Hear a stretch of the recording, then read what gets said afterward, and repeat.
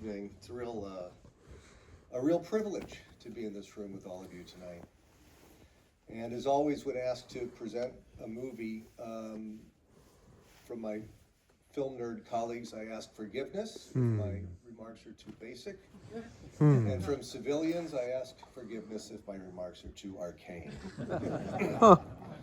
Kiss Me Deadly is one of cinema's most startling films, the kind you always remember the first time you saw it.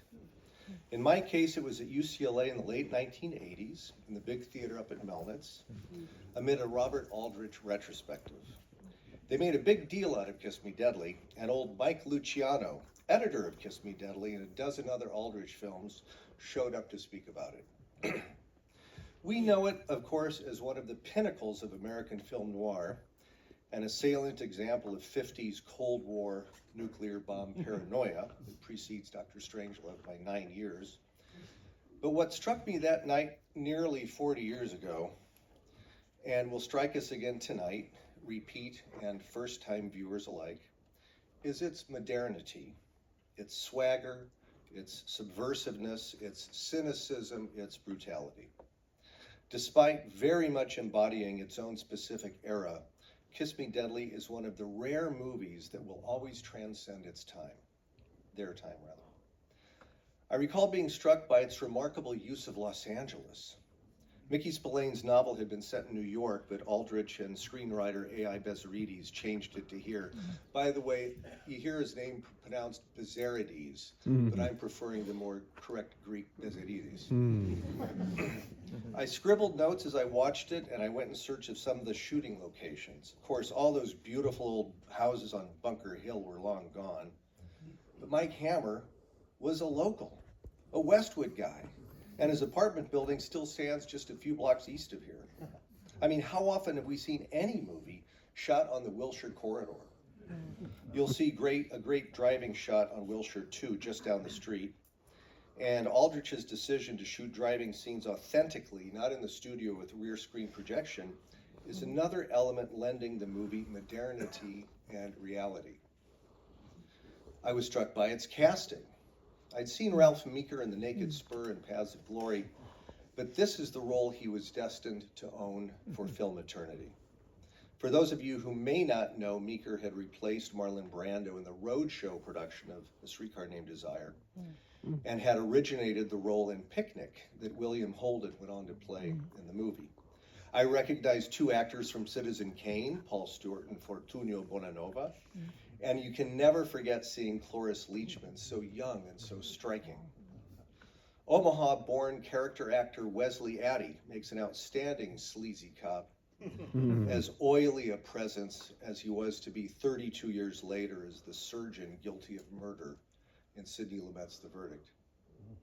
Furthermore, it's a rare film of the period that to some degree reflects ethnic Los Angeles, Black people, Italian people, and Greeks. Greeks? One of the things that impressed me as a Greek American was its depiction of an auto mechanic named Nick Garkos, played by Nick Dennis, an immigrant from Thessalonica, who coincidentally had also acted in A Streetcar Named Desire, both on Broadway and in the movie, as one of the poker player buddies.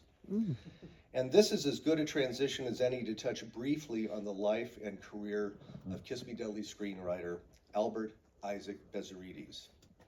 I'm sure this film literate crowd already knows quite a bit about director Robert Aldrich, his fancy upper-class Rhode Island background, his formative career as an assistant director working under such mentors as Jean Renoir, William Wellman, Charlie Chaplin, Louis Milestone, and Max Ophuls. And we know about his membership in that loose club of maverick directors that includes Wellman, Huston, Fuller, and Peckinpah. But here's a bit about Bezerides. Born the only son to a Greek father and Armenian mother from Asia Minor, now Turkey, Bezerides grew up in Fresno, along with LA, that other nexus of Armenians in America. His mother's last name was Kalajian, and throughout his life, Bezerides identified actually more as an Armenian than as a Greek, even though he wrote stories about Greek characters, first as a novelist, and then as a screenwriter in the movies Juke Girl, 1942, Thieves Highway, of course, Jules Dassin's fantastic movie from 1949. Beneath the 12-Mile Reef, 1952, and The Angry Hills, 1959, also directed by Aldrich. His other notable credits include Nicholas Ray's wonderful On Dangerous Ground, 1951, and Wellman's Track of the Cat, 1953. And many of you will, of course, recall his first major screen credit as providing the source material for They Drive by Night, 1940, Raoul Walsh, with Humphrey Bogart, Ida Lupino, and George Raft, which, like Thieves Highway, was about truckers. Bezarides himself had worked as a trucker in the 1930s. And his immigrant working class background in Fresno, where, by the way, he grew up alongside William Saroyan, they were the same age and very close friends, and their families were close, and his own early life experience contributed to a strong leftist social consciousness. As such, we should properly regard his career not so much as that of a hard-boiled screenwriter, but rather as a 20th century writer in the same league as John Fante and Pietro Di Donato, Christ in Concrete, Nelson Algren, and of course his old buddy, Bill Saroyan.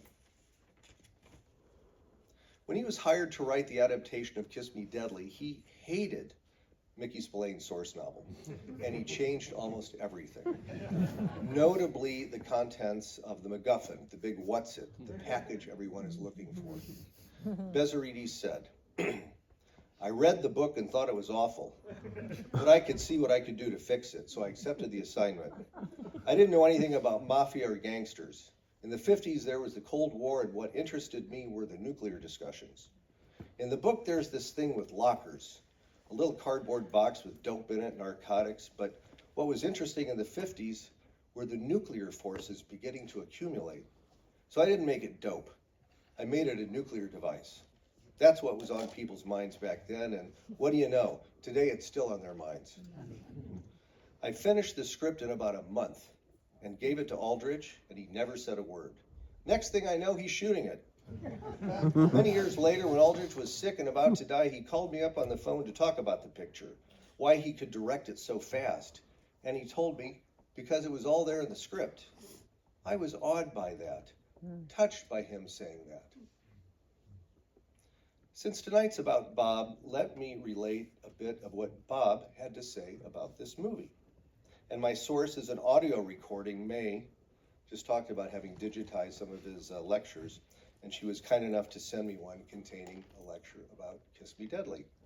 The words Bob used repeatedly to describe the movie were weird and disorienting.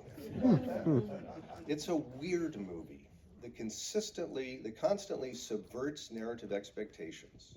From the get-go, from the incredible opening credits that roll top to bottom and backwards, you know something in this movie, and maybe in the world, is not quite right. It's disorienting morally, because no one in the movie is any good. There are no reference points. Everyone is just out for him or herself, including and especially the protagonist, Mike Hammer.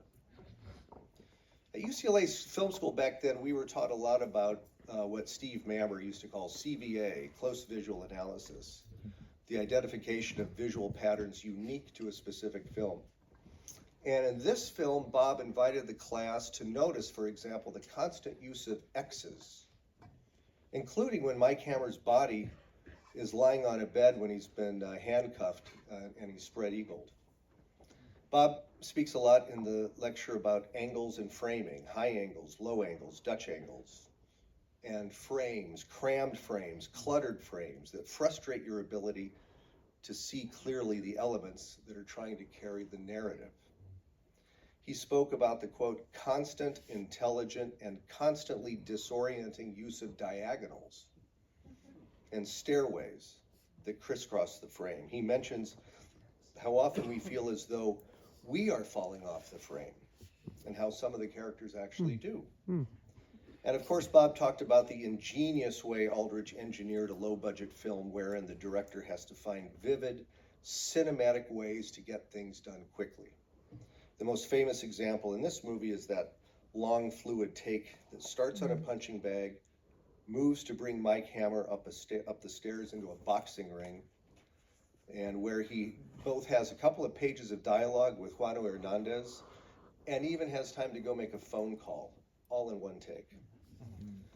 A lot of the low-budget visual brilliance is in what you don't see.